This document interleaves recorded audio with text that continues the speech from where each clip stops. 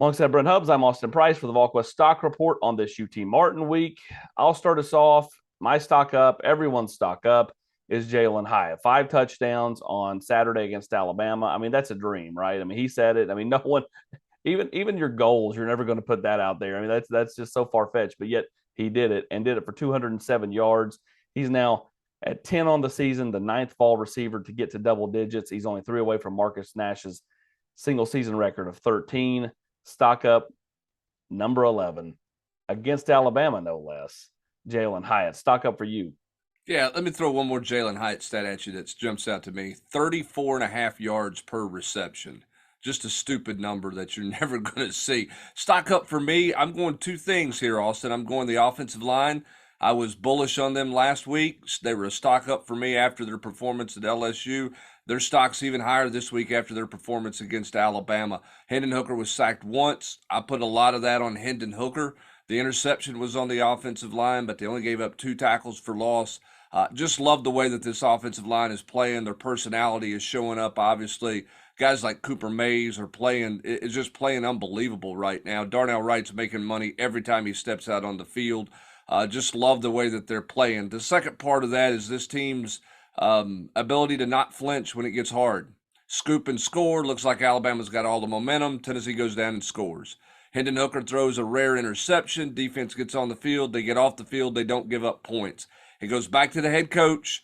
The head coach doesn't flinch. He doesn't flinch in the build-up to the game. He doesn't flinch in-game. It's rubbing off on his football team. So those are my 2 stock ups. And I'll say this for stock down. I'm not selling any stock on this football team this week. They're all stock up for me. I got nothing I'm ready to discard with this football team with where they're at right now, Austin Price. Did you feel that draft? Did hell just freeze over? You went positive? What happened?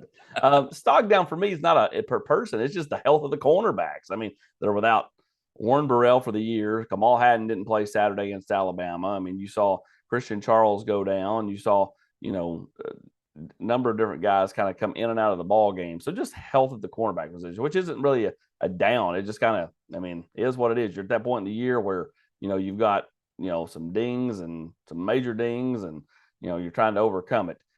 Stock stagnant for me is the ability to get home and get to the quarterback. Now, listen, if a less mobile quarterback, if Batman isn't playing quarterback on Saturday against Tennessee, they get home several times, right? But against these mobile quarterbacks, it's a little bit more difficult to get there because they can elude and avoid, and that's what Bryce Young did. So again, it's not really it's definitely not a down. They're getting a lot of pressure. They just got to be able to get home. I do think they'll get home against Kentucky because Kentucky's offensive line is not very good, and Kentucky's quarterback's not the most fleet of foot. Stock stagnant for you.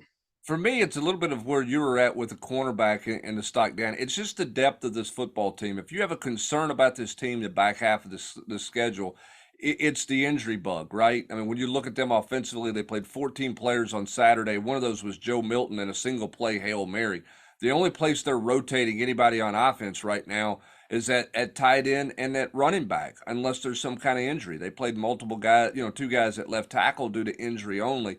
So they're really good with their first 11.